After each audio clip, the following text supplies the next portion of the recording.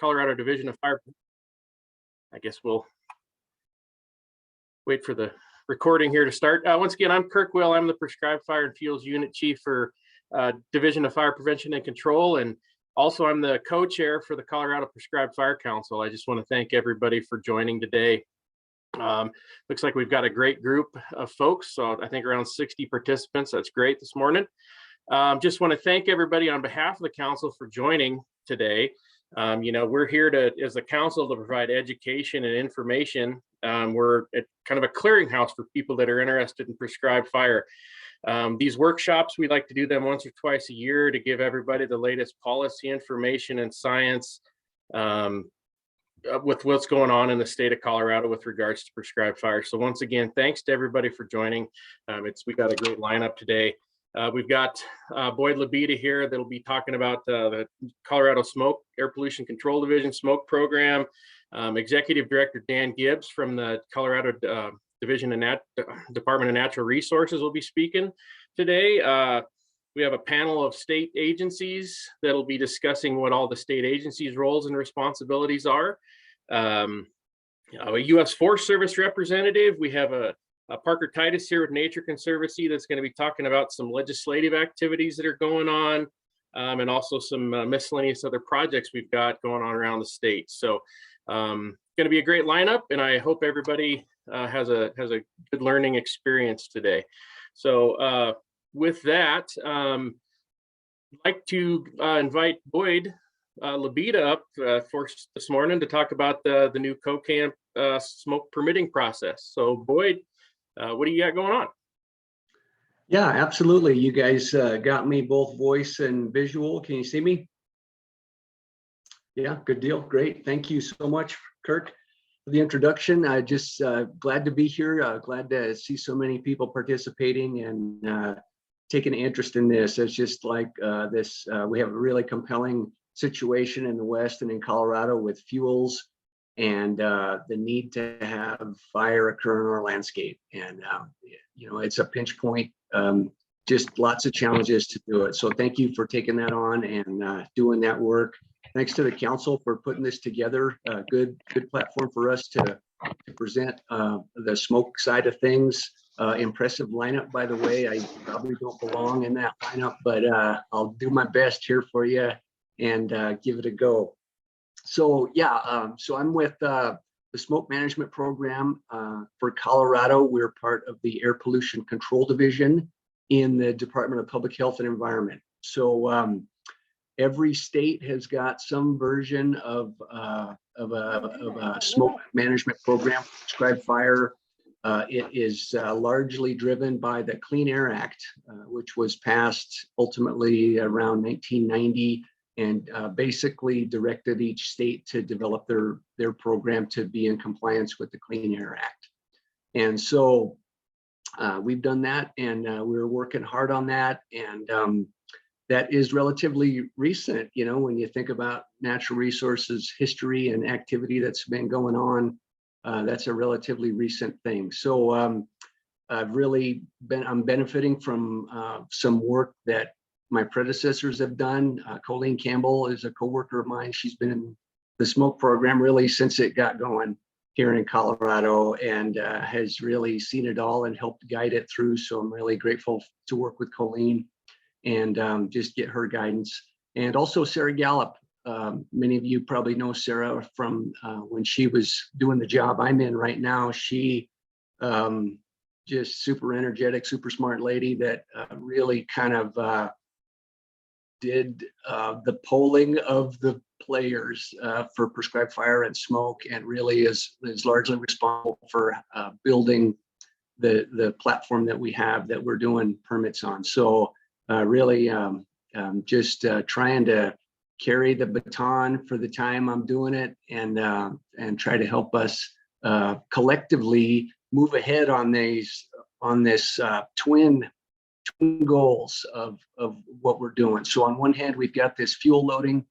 We've got a lot of work to do. We've had fire exclusion in our state for a century. And even though it's not a really productive, big tree growing state, those trees have all continued to grow and vegetation has grown. And the lack of fire has resulted in a lot of our ecosystems with just way too much woody fuel. And we've all got to see that when it does burn under real dry conditions, and of course it's going to be real windy, we have some outcomes, both public safety and ecologically and public health wise, that we really don't want to be in. So we've got this goal to try to address that. And yet when we're doing prescribed fire, we are, it's a regulated thing, right? And we are under a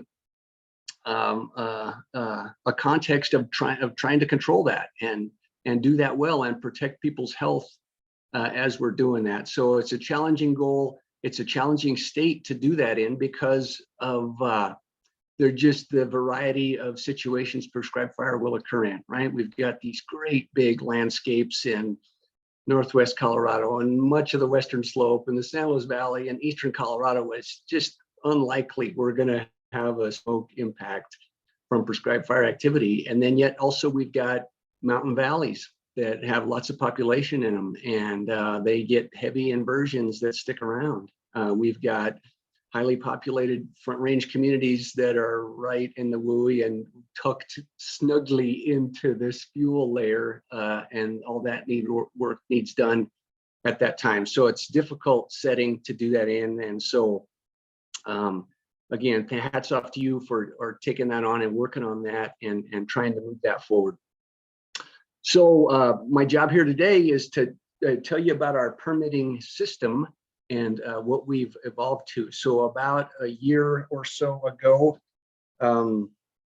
actually in November of 21 is when we launched the CoCamp portal to switch our permitting system from a email and access database that we operate on our side to an online portal.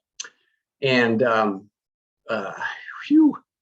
we've had some challenges, right? With every kind of new software that we get going. I'm sharing my screen right now is when I'm stalling. So are you guys seeing my screen? Can I get a thumbs up? Are you seeing the smoke management permits webpage? Please. Can I get a confirmation of that? Got it, Boyd. We're Okay, good, Boyd. awesome. Thank you. So I'm going to show you some of the button pushing things and how to navigate this tool. And but I do want to tell you that every time you have to get a new account on a software to do it, you're always kind of like, it's a struggle. But we want to help you, and our goal is that it does not hinder what you're trying to do. So if something is a struggle or it's just not working, please call or get in touch with one of us, and we'll work it out. That's our goal, is to not have it hinder your operational work going into this. So I'll get going. So our smoke management webpage is not a new one, the smoke management permits, but it's a good launch point from where you can begin to get into the CoCamp portal. So the box on the right has got all of that. We've got a reference document, guidance document there. Here's the portal to launch the portal tab. But we've also got a couple of things on the site. One of them is the notification of ignition, which I'll talk about in a minute, as well as the daily actual fire activity, which we ask users to do each day they're taking activity on their permit. And the reason we have them on this page is so that you could have somebody who doesn't need an account be able to do those necessary daily activities and keep it rolling that way. And they don't necessarily have to log into an account, or you don't for that matter. So that's why we have those things there. But I'll start the CoCamp from this page. So are you seeing, this is the splash page for CoCamp. Since I already have an account, it pre-populates the email. I created that account number as well as the password. If it were your first time, you'd click on request access to site. That will take you to a page that you fill in your address, create a password, information about yourself that will be associated with your account, and submit that. And then Many email domains that are our regular customers are going to be auto approved, and others like Gmail, for example, we will do a manual approval on those to get you going in the account. Not going to do that step right now. Oh man, because I already got a so running the risk of a live demo here, right? I'll just go back to my page and start that up. So having the account is not a big deal for us to create and to do, and we'd encourage you to do that, and we'll help you as we can getting into it. So another common thing that we're encountering is because of some state OIT rules, we've got a lockout period, and you've probably got other accounts where this situation occurs. So if there's a 90-day inactivity period, you have to renew your password sometime in that before you get locked out. So not a way to get around that, and that's going to be inherently problematic for us because prescribed fire is seasonal in nature. And if you did some burning in the spring, it's more than 90 days till the fall when you'd probably do it again. And so we're working on a couple of things related to that. One of them is that you should be getting an email now as that date approaches. You can come on here, renew your password, and keep it rolling that way. It seems like there's a percentage of users that it just doesn't work really good, this feature. We're still puzzling on that, but it's relatively easy for us on our side to reset a password. So happy to do that, and we'll proceed with that. So anyways, after you get an account established, you can log into that account. That will open up a page that we will watch spin open, and this gets into our account. So this is the main page for your account. Once you open that up, you know, I spent my career for the most part as a forester, working on various stuff. I was a permittee for prescribed fire for both pile burning and broadcast burning at one time. And so I'm really into, you know, the fuels and weather and all these things about it. And I never really wanted to know about something like pop-up blockers, but here I am, right? Because pop-up blockers is how this software works. And you click on this thing and it pops up a new page. And if your settings are not allowing that, it doesn't work and you're frustrated and you don't know what to do. And anyway, so whew, that's how it just rolls, but that's what we've got. We've got pop-ups that you select something and it will pop up into a new screen, a new window.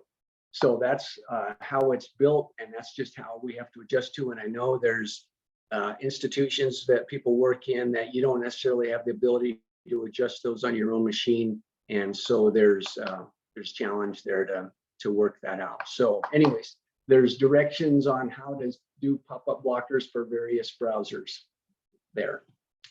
Let's see, so your name will appear in this banner down here, my user profile. By double clicking on that, you of course open up a new window, the pop-up happens, and you'll be able to view and access the activity you've got under your account. So in the case of this account, you can see that here's the name, there's contact information, there's the permit activities and their status in there. So I've got some queued up here that we'll work with and take a look at in this demonstration. As well as once we get into the form, you'll see that there is a save for later feature. So if you're working on a permit application and you just don't have something information wise that you want to include, there's a save for later feature. Those permits get queued up right here, and you can open them and access them and proceed with them in that time. So if we wanted to look at one of these permits and see where it's at and or download it, we'll double click on that, open a new screen. I'm really hoping you're seeing this pop up. I'm sure you are. Somebody would tell me, I'm sure if we're not.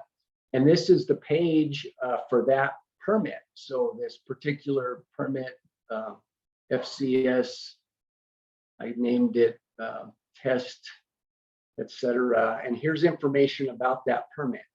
You can see which of our staff worked on it. In case it was assigned to me and I did the approval and processing. And here are the documents related to it in this attachment section. And then the permit packet, if I double clicked on that, will pop up the PDF of the permit itself, which includes all of it, right? It will be the permit document that we generate, the staff generates, and sets the conditions, how many piles per day, all that stuff, the notification stuff. For years now, the permit has also included your application, just so we don't have to transfer all that information, but it also just reflects what you were asking for when you submitted that application.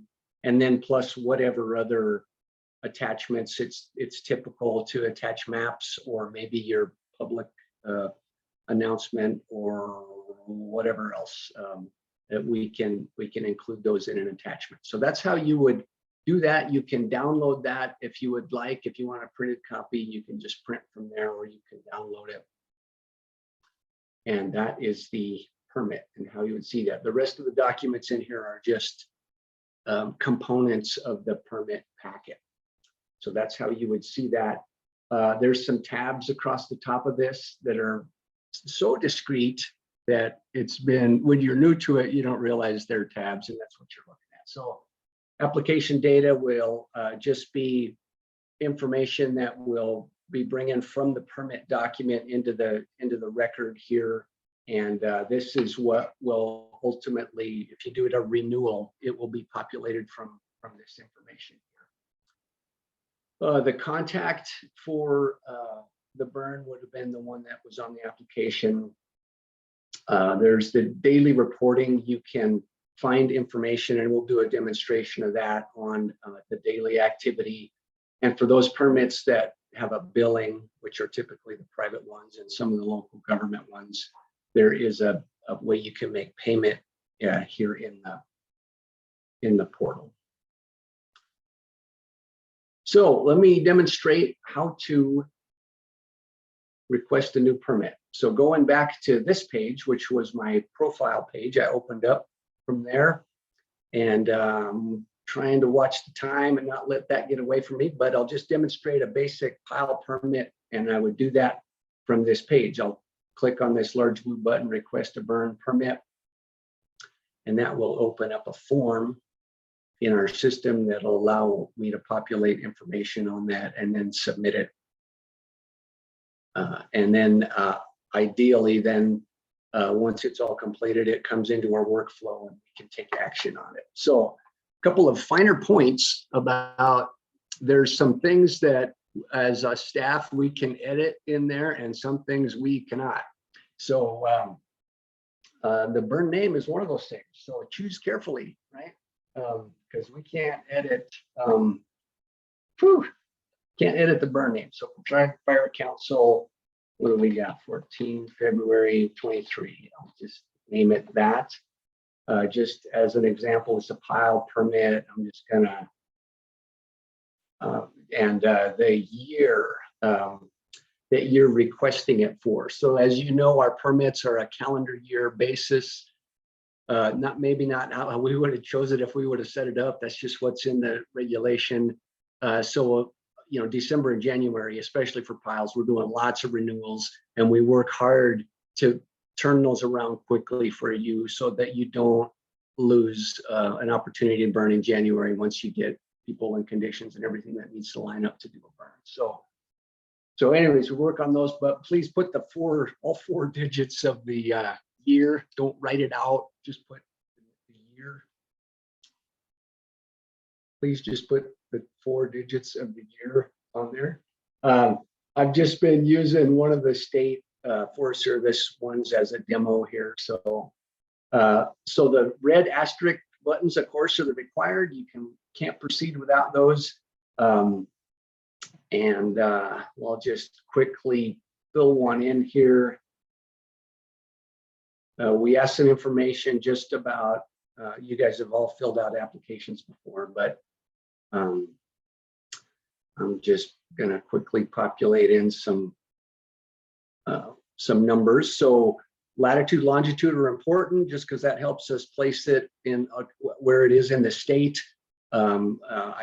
County is at times important. Elevation is important just for also certain parts of the state. I'm just going to pick Larimer County just because that happened to be where I am. And I'm not going to fill in the local fire department name. It's not required, but on private and local government permits, we like to see that. We want to see you put in a smoke receptor and a distance and the direction from the burn. So if you're at the burn looking to what the receptor is, we want you to set that direction. So if a burn is to the east of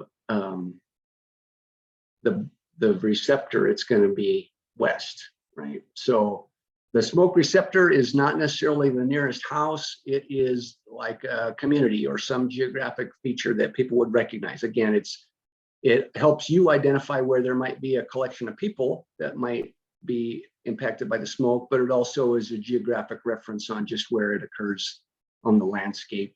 And then what the concern is, day, night, or both as far as smoke. There might not be one, but we want you to pick one. So I'll pick night in this case. So the nearest actual home, of course, you probably know just from your recon of the site or just what you know about that. So we'll pick a distance. A mitigated distance would be, we use this miles to nearest home and the quantity and fuel of what you want to burn to set the daily conditions. That's why this is an important input. And then if, for example, in this case, so maybe they're seasonal homes, maybe they're just cabins and they're not occupied in the winter, and you can verify that, then you can say there's a different distance to the nearest occupied home. And then you just write in your rationale there and then proceed. So lots of other things you can just select. Rationale, whether you're going to chunk or not chunk a pile. Piles will be well cured. This is a required one. How the piles were built, of course, and only dimensions are just some mention of length, width, height. We do have a calculator tool. I'm not going to show you that. I'll just put in a dummy information on there. And the wind direction that you would like to burn under, if you select any, I know we have some text there that says to do non-standard. We can do them as a standard. We'll just put in an additional condition that says don't do anything stupid in essence. So you can select any. We will do a seasonal press release. Not going to attach a map this time. I'm requesting a 1B. I'll say it is not. Do I require a standard? No. And then I'm going to go ahead and submit it because I think I'm ready. Oh, but I get a little banner that says one of the required fields I missed. I need to go back and do the logs, the percentage and the volume of that pile that is bigger wood and bigger than 3 inches. In this case, I'll just say it's 20% of that material is bigger than 3-inch diameter. Pretty fine piles. These are small. They should burn up good. And I'll submit it. And I just submitted a permit application. So once that happens, you will get a confirmation email in a few minutes. Obviously that hasn't come through yet, but that you'll get an email and where am I? And you'll get that confirmation. Likewise, when we do the approval of it, you will be able to, you'll get a confirmation email there as well that will have a PDF of the permit packet attached to it. So you've got it that way, but you can also come back in here to CoCamp to get that. So I'll refresh here. And I should see our new permit, maybe not quite yet. So maybe it takes it a few minutes. There's timers behind the scenes that process it. And that one will appear in there, and then you'll see its status. So when we're ready to burn, so I'll pick one of the other permits that we've got some activity on, and I'm going to do the reporting. So we'll say that we're going to do a burn today, and I'm going to burn on this permit. And this is got a form ID number over here that will be important, but there's other ways to get it. So sometimes it's smart to look at the permit and then it'll populate the rest of the form for me. I'll pick a day, it'll be today. We'll expect to burn around 09:30 this morning. The number of piles, I'll say 50 piles, concurrent operations, no. Here's where we would put in the local, so part of the permit, one of the conditions is that you notify the local air quality when you're doing a permit, and so you can put in local public health and their email right here, and this will be sent to them. We're going to do an improvement here soon, Todd, that will include either the receptor and or the burn name that are included in that email. Currently, it's just got the permit number, and that doesn't necessarily mean a lot to somebody like local public health because they don't know that and they wouldn't know that, but they would know what the receptor are. If there's a burn near such and such community, that will help them reference it. I'll submit that form. It's being saved. So you don't get a lot of really warm, fuzzy affirmation right off of the portal here, but that's why we've implemented the confirmation emails. So we stick with the email account. There's a email of the application I just put in a little bit ago. It says we got it. We're reviewing it. Stand by. We'll get back to you. So do the Form E. So this is the activity form. So if we actually burned it today, we didn't. We would be here. So there was that form ID number that was on that first page, and that was in that confirmation email. So if you don't have that, there's a way to get that. Here's the permit number. And sometimes now I've had users do this. When you click that, nothing happens. And you just, I think that sometimes there's a whole bunch of stuff spinning in the background, maybe on your machine, maybe on the server that's driving it. So give this a minute and don't like immediately think it didn't happen if it doesn't spin up like that. So I'll do that. I'll just pretend that we started ignition at 09:30. We ended at 09:35. We had probably something very good today. It's really windy. Say we just burned one pile, burned a test pile, and we decided it was not good conditions today. The one pile burned down really good. I'll write a little comment in there, and we can submit. And it saved it. Voila. So we've that's the cycle for the daily reporting that we were looking for. And you know, back in the day, we were emailing those Word documents of the Form D&E back and forth. So you will get the confirmation emails. In addition, though, you can see the data in the portal on the record for that burn. So here's that SC23190. I can look at the daily reporting tab up here, and I can see that on the 14th I did a Form D, which you guys all got to witness. I didn't make that up, and it's still spinning. In behind the squirrels are still running on the cage, or the hamster on the cage behind the scene, and the Form E hasn't popped up yet. But that's where you can double click on that record and see data. It won't look, it's got a little bit different format, but you can see the data in there. So here's the Form D record information that we put in. I estimated 50 piles, etc. I can make notes on that. And the record, when you do the daily activity, it'll populate this part. So, all right, so I am really coming up to it on my time. I would like to answer questions. Hey, boy, we got one question so far that well, a couple, I think. Is it possible for local air quality authority to get copies of permits issued in their area, like the location of where the permit is? Yes, it is. There's a couple of ways to do that. One of them could just be by the in the application, which might not be too ideal. Just let us know what they're looking for. We could yard them up pretty easily and get those to them. Excellent.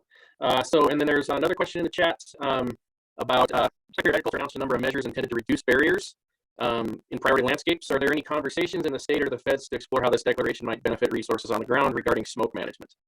Yeah, absolutely. So if you think there's a barrier that's going to be removed, that will not happen. But if you think there's some ways we can implement prescribed fire on a different scale or context than we're doing now, then yes, we can sure look at that. We're happy to talk about that. And our initial approach would probably be some kind of a customized set of conditions for a project at this time. Hey, question for you, follow up. Thanks for that. Appreciate that. When you and I were out on North Trout Creek burning last fall, we talked about the possibility of including aerial emissions in standard permit. Have you gotten anywhere with that? So we can do that. And one thing we could probably adjust a little better is this drone aerial emission. Our language related to aerial emission is based on such a larger production ignitions. The drone is somewhere in between and certainly appropriate for standard condition permits. In fact, ignition type isn't that critical. It's the daily acreage is what is the bigger part of that. So we can do it. So we can do it already under the existing structure. We can do that now. Yeah. Awesome. And just want to say thanks. We appreciate how flexible you are and working with us. And we're going to be pushing those barriers even further this year and look forward to working with you in the future. Thank you. Okay. Yep. Very good. Thanks, man. Excellent. We have time for a baby question here. Boyd, that came in the chat. Is there a way both the same organization can view each other's permits? So yes, it's the agency view, which I didn't have time to demonstrate, and it works. It should work for everybody. I do have a I share about that. It does not work yet. We're still working on how that would work for local government or private. We currently restrict those from being shared, but all the agency ones should be able to share. Very good. Well, thank you, Boyd, very much for coming and presenting for us and giving us an update on the new COCAN process. It's definitely working a lot smoother than it used to. Not that it's saying that it never did, but this new online process is really helping it. So appreciate it, Boyd. Thank you very much. Just one other thing is that we're going to be hiring an additional staff member later this year. So I just wanted to get that out there so anyone that might have some interest or be able to pass out some would be an additional position this year. Thanks. Great. Okay, well, next up, we're here today to have Executive Director Dan Gibbs from the Department of Natural Resources on to give his perspectives on prescribed fire. He's been a great supporter of prescribed fire and wildland fire for lots of years, from his time in the Colorado House and the Senate and a Summit County Commissioner, and especially as a wildland firefighter. So, Executive Director Gibbs, the floor is yours. Great. Thanks so much, Kurt. Can you all hear me all right? Thumbs up? Hopefully you can hear me, right? Yes, okay. Yep. Okay, wonderful. Hey, thanks, Kurt, and thank you so much for inviting me to speak to you all to Colorado Prescribed Fire Council. Great to see you all today. I especially want to thank U.S. Forest Service, Nature Conservancy, Colorado State Forest Service, CPG, Colorado, other governmental and nonprofit partners for being a part of this. Allison Lurch is going to be handling my slides, so you'll be just handling that. So the DNR's mission is to preserve, protect, and enhance natural resources for the benefit of people today and tomorrow. So to set the stage, the DNR and the Colorado State Forest Service are involved in wildfire mitigation and fuels reduction to assist in post and pre-fire mitigation. The Division of Fire Prevention and Control is the state lead agency for fire, but we are a partner with especially post-fire. But together we collaborate, working to make Colorado a safer place. We all know that when Colorado is in the wildland urban interface, and so we need more collaboration now than really, frankly, ever before. I remember when I was a legislator, and Kurt, you mentioned I've been involved with this group a long time. I was actually asked to work on a bill on liability protections for prescribed fire. And I see some names on here like Mike Babler, who we worked. Mike, how many years ago was that? I don't know, 15 or 16 years ago. 2007 or so, 2008. But worked with Mike and others, and that was kind of the infancy, I would almost say, of this group, really looking at liability issues, how we find that sweet spot, working together, to be a part of the toolkit that we need. As Kurt mentioned, I definitely have a personal connection to this. I've been certified as a wildland firefighter since 2006. This is me with Paul Cade. Paul, you're probably embarrassed by that photo. I see you online here too. That was years ago now, Bill Fire, and it was really interesting to see a very visible location for prescribed fire all along the hillside of East Hill. And in my opinion, that was really kind of a great textbook in terms of how you can start out quite small and you have a visible location, but you also have opportunities that there's letters to the editor, there was information in the Vail Daily News, there was information to the homeowners that were close by to the Vail Mountain School, making sure that folks kind of knew what was going on and they weren't surprised by this. And then also just outside my window right here, just a few months ago, this was a fire that occurred in Breckenridge, and I really want to have all different partners. I know the U.S. Forest Service was involved, Division of Fire Prevention Control. I know Red, White, and Blue Fire Protection District too, which is the local district here. And these, this was truly amazing. You see a lot of snow on the ground. We have 1,000 piles that are just like right above my house, and we're in this neighborhood of like kind of a dense populated neighborhood.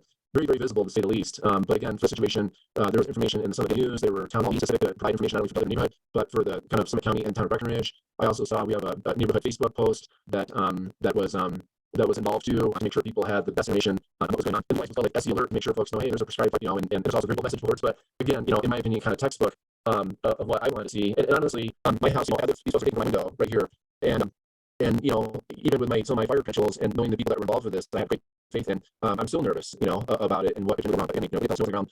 Wind wasn't going crazy. They had some pre-positioned fire trucks out there too. So it was pretty amazing to see. Okay.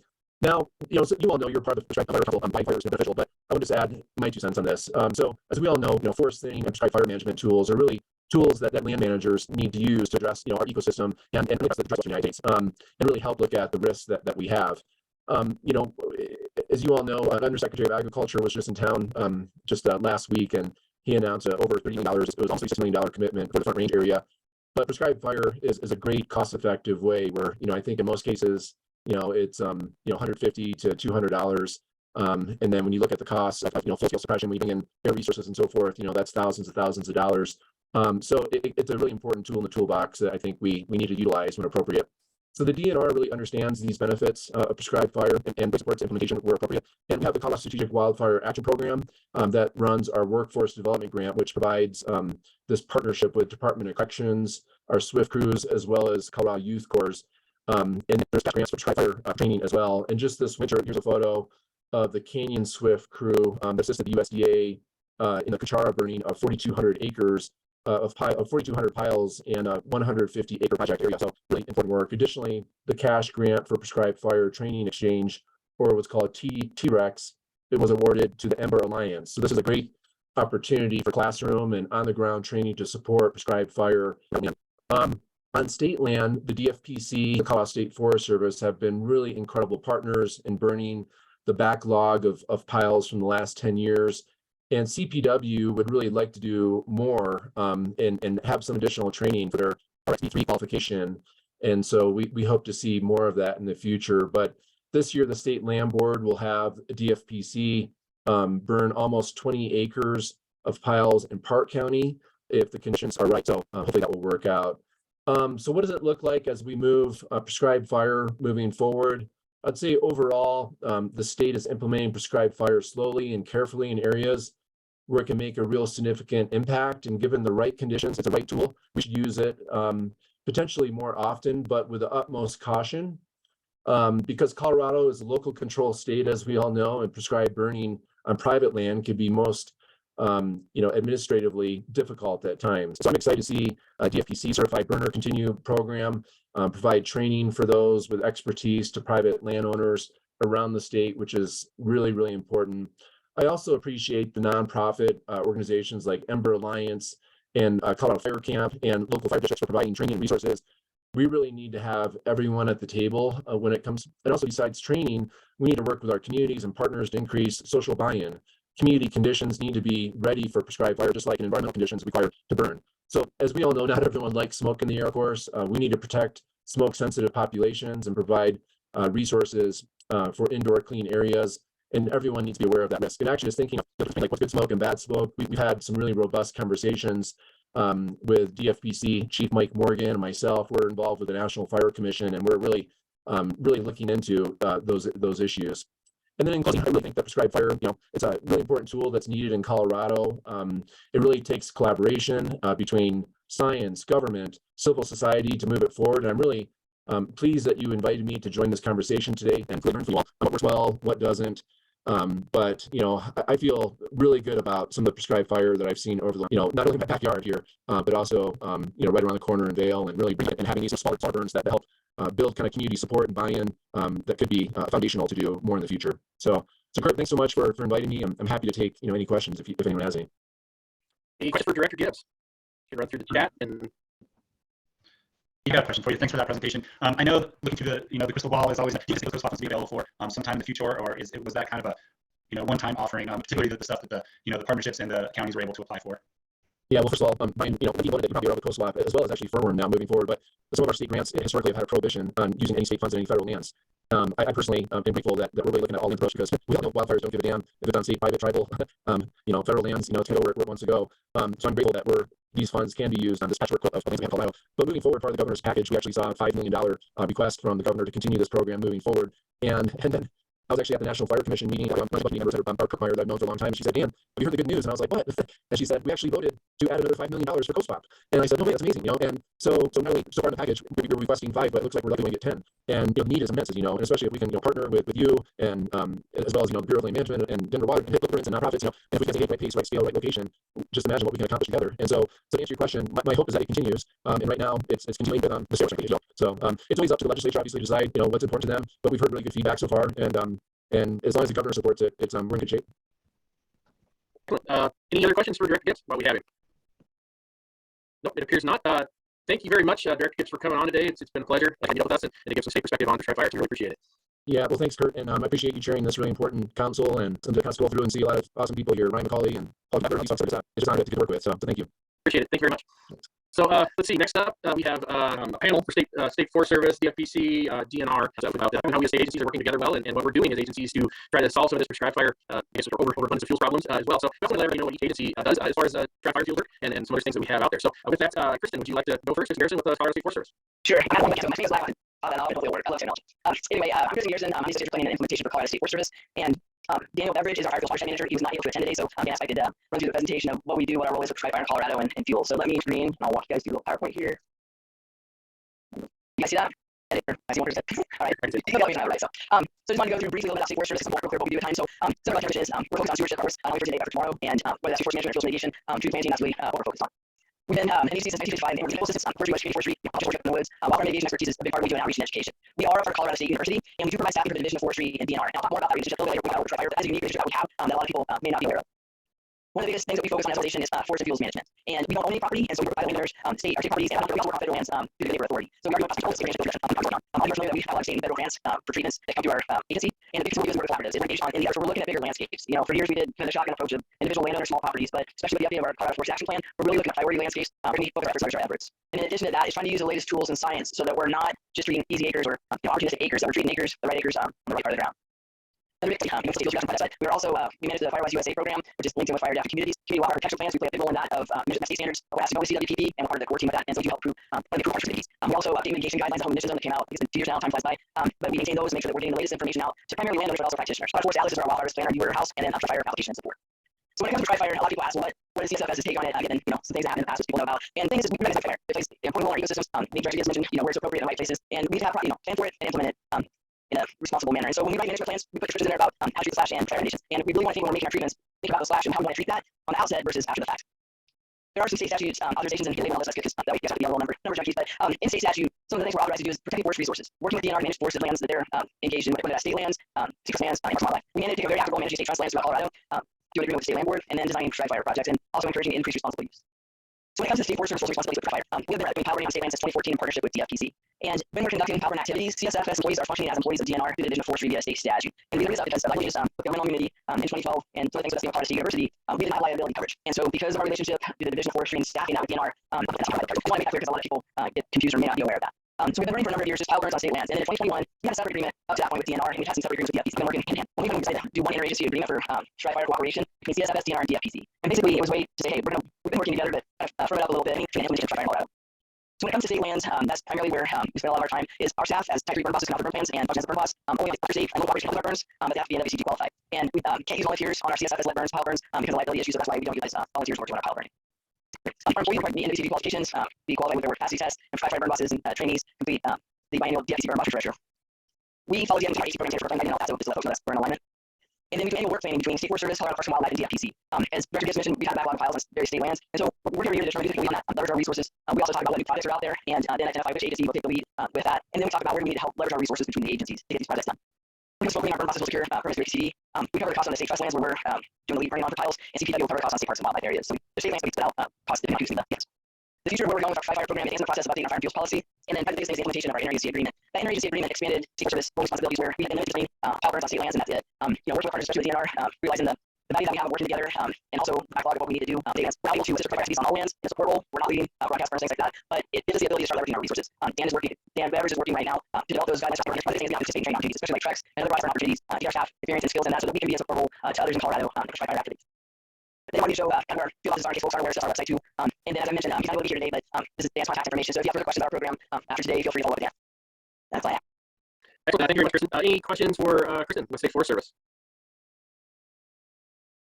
Hearing none, I guess it sounds like so thanks, Kristen, for being here. They've been a great partner with us at DFPC and at DNR. So with that, I guess we'll move on to Allison to get their perspective on Kristen, it's really hard to up on that. Great presentation, and thank you so much for sharing.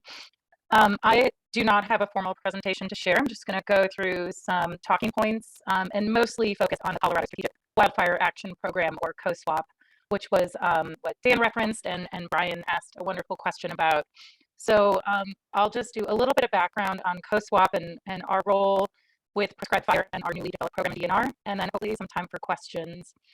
So as Kristen mentioned, in 2021, DFPC, Colorado State Forest Service, and the Department of Natural Resources came together to develop an MOU to begin and continue working together collaboratively. But one of the focuses of that MOU was to develop the Colorado Strategic Wildfire Action Program, born out of Senate Bill 2125. The bill was designed to quickly move $17.5 million of state stimulus funds in response to the 2020 wildfires. And so under statute, DNR is taking the lead for the COSWAP program, but decision-making and program structure is all done through a collaboration with the 3 agencies. Our focus is to reduce wildfire risk to property, life, and infrastructure, and support workforce development across the state, including with partnerships with the Youth Corps and the Department of Corrections, as Dan Gibbs mentioned earlier. And so I'm just going to dive into some of our accomplishments to date of how we are supporting prescribed fire or prescribed fire training. And so since COSWAP was developed, we were able to fund in total 54 projects across the state, and that's about $14.5 million. And that's for all projects: wildfire mitigation, forest health, and trains. But of the grants that we have provided have focused on either prescribed fire training, prescribed fire prep, and implementation. So we were able to provide $100,000 to the Ember Alliance for a Trex event in Larimer County later this year. As Dan showed on his presentation, the Department of Corrections Swift Crews assisted the U.S. Forest Service in Kuchara for the last few weeks, burning thousands of piles. It was a great partnership there because actually the Swift Crew was also the entity to do the mitigation to make those piles. And so that project was able to go from start to burned piles within 6 months, which we're really proud of, happy to be able to support that workforce. There's also a few other projects across the states for prescribed fire preparation, one in the Delta area and another on the Gmug Forest area. And then we've also been wanting to be able to provide training opportunities across the state for any entity, as long as you're a nonprofit organization, government entity, etc. And so we've been able to provide 2 training grants so far for S130 190. One is in Teller County for a property owners association to train 52 volunteers in 130 190. And so far, 32 volunteers have been trained to date, working with Colorado Fire Camp. And then additionally, Colorado Fire Camp trained 26 Southwest Conservation Corps members last year in Chaffee County on 130 190. Our continuation training this year. So as Dan mentioned, and Brian, thank you so much for your question. We do anticipate additional funding for COSWAP. However, nothing is solidified yet. And so my partner is going to put our website in the chat. And at the bottom of our website, you can sign up to stay connected, to receive more information. And especially when we get new funding, we would like everybody to know. So please head to our website and sign up. We get to collaborate with the FPC and the Colorado State Forest Service. And we really get to look at priority landscapes across the state. And we want to hear your feedback and your needs as well as we continue to grow this program, and hope that we can be flexible, especially when it comes to the workforce development side, because we've heard across the state that as much as funding for fuels reduction or prescribed fire work is essential, it's also essential to support the workforce needed to do our state. So that's all I have for you all for now. Let me know. Excellent. Thanks, Allison. Appreciate you coming in today to speak about DNR's perspective and what you guys are doing. Any questions for Allison? Since I've asked questions for every other speaker, I'm going to make it a trend here. Hey, Allison, one question for you. In terms of applications for the future funding streams, will there be any preference given to existing landscapes that already receive funding, and sort of as a down payment on the work that we're getting started on? I don't know if I can give you a direct answer to that yet, before we make those programmatic decisions. However, we are definitely in support of continuing to fund areas that we have provided funding to get more work done. But we've also heard across the state that there's other needs in areas that we have. So I would say stay tuned. But if you have, please let us know and send us a note. Yeah, I don't envy you in that decision making. It's all super. Excellent. Mike, you came on. Yeah, there's a lot of workforce development discussion, but one of the things the Fire Council also is trying to encourage is use of contractors. Where do you see contractors fitting into all this process? Oh, great question, Mike. So part of our, I didn't dive into all the specifics of our grant, but half of our grant is supporting those 2 workforce partners, the corrections crews and the Youth Corps. But the other part of our grant is a landscape restoration initiative, landscape investment, excuse me. And in those grants, so we supported about $8.5 million of cash grants in our priority areas to support local contractors or just as well. So we've got a mix of both supporting the Youth Corps crews and those crews from the corrections and contractors as well. So they are within our system, but we're also thinking about the idea of expansion, where as some people have talked to us about wanting to develop their own fuels crew or their own fire crew, and maybe need support for that too. Additionally, as we've heard, that workforce is a hard issue and it needs to be tackled for some areas that are going to live in, but we need that workforce to live there. So we're looking at other workforce issues as well. Thank you. let's see. Question about who does contact about schedules for prescribed fires in Colorado. As far as schedules go, that's a pretty loaded question. It's hard to know what the schedules would be. Essentially, Air Pollution Control Division keeps running a permitting process every year of what's been, I guess, been to permits on state lands throughout the year. At the FPC week, of course, I keep a list of those projects, those SDR projects. So as far as, I guess, all of the projects that are out there is a pretty big undertaking to know what we have. But I know, Boyd, the ABCD, you guys have any? Yes, we do. That is a question there's not a good answer to. So we do have a listing of them, but the decision to burn has got so much input from the local situation that it's really impossible to know when they're going to do a given burn. Because they need their fuels phenologically to be in prescription. They need the weather to be in prescription. Of course, in the broader sense of the seasonality of it, they need the staffing. They need the discrete resources. There's just so much stuff that's just not knowable. So I think an approach might be to contact local agencies, like if you're interested in the Pike National Forest. Get with the Pike, and you'll get a better insight than you will on a broader brush state view. I think that's probably it. I know U.S. Forest Service, Bureau of Land Management, DFPC, State Forest Service, we always put out our press releases, of course, at the beginning of the year, our social media pages on our websites, so that everybody knows what we got planned for the year. We're going to start doing more of I guess, a shotgun approach to where we're going to have a per district type of a public information notice that goes out that has a list of all the potential burns for that year. So I guess the best place to check out social media, check out the websites for the individual agencies, because we do, for policies, have to make sure the public is aware that we're going to be burning at any given time. And then we do a few days before that we get those out there again, so folks know what we're doing. So there's really no surprises with that. So, questions there, Allison. Thank you very much for going to be in our program. I'm here to talk about DFPC and what we're doing in Colorado. I'm going to share my screen here. So we're going to go to our website. Okay, everybody, start the Colorado DFPC website here. Yeah. Okay, cool. DFPC, we're a fairly new agency. Not fairly new. We've been around. We were formed in 2012. Whereas the state legislator wanted to merge all of the fire functions in the state into one agency. So we have several divisions within DFPC. We have fire and life safety. We have professional qualification and training. We have our Center of Excellence over in Rifle that does a lot of the aerial firefighting. And then we have wildland fire management, which is what you folks are interested in. So our website is dfpc.colorado.gov. You can go through and look at all the different entities within our agency. But I'll click on the wildland fire management section, which then once you get into there, you'll see the homepage. You can go in and find out who is your staff in the different regions across the state. We have links of fire logistics, fire billing for cooperators that need to know about that.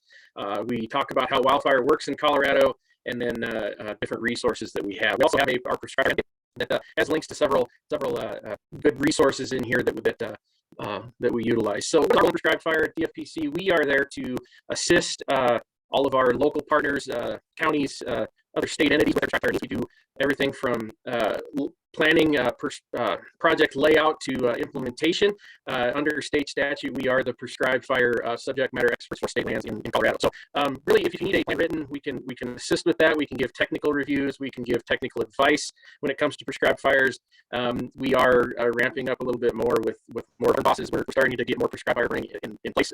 It's been a slow process, but we're getting our feet underneath us, and we're really starting to move forward with burning more on state lands and helping our partners out, making sure those folks can get qualified as well. We also manage the State of Colorado Certified Burn Program, which is a program designed to help the private landowners and I guess their folks that work with them or for them as contractors with a program that gives people limited liability protection under state law once they complete the process. There's a class that they have to go through. There's some training burns they have to do with task book, just like you would with their NWCG course. Once they qualify, they're given that limited liability protection. It's the hope that we get more folks out there burning their piles safely, doing their broadcast burns safely with that information and education under their belts. We have our complexity rating checklist. We have private lands, prescribed fire plans. We have a new fillable PDF burn plan template. And we also have on here our policy guide that we utilize for state lands prescribed fires. We set the standard for prescribed fire in Colorado for all the state agencies. So when it comes to education and training and the policy and implementation, we set that standard. We adhere to NWCG 310.1. We adhere to all the prescribed fire standards from NWCG. So that's the minimum requirement that's out there.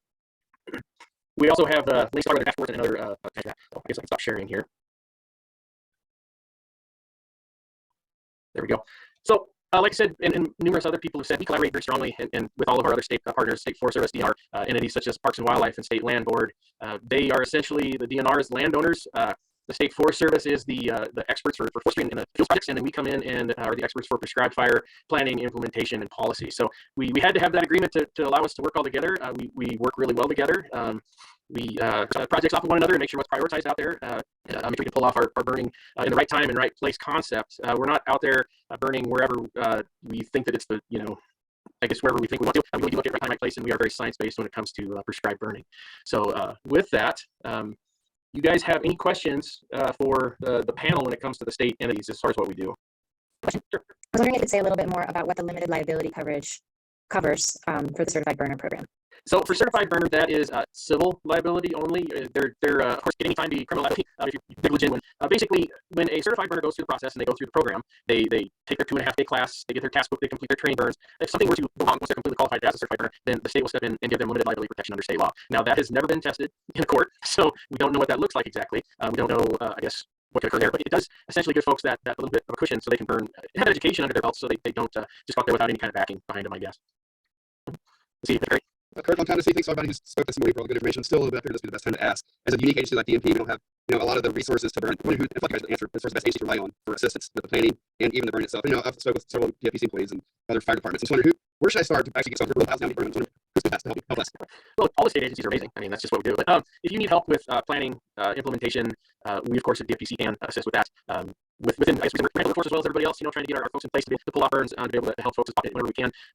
Really, what we're trying to do right now with a lot of the cooperators such as yourself, local entities, fire protection districts, and around parks being a governmental entity, is to get you guys in training roles under agreement where we can come in and implement your projects, but then hopefully get burn off of your agency qualified up. That way you guys in the future can take on your own burns. You don't have to worry about being there every single time. Of course, that is limited by availability of resources and who we have, but I think reach out to me, and again, I think we can see what we can get for you.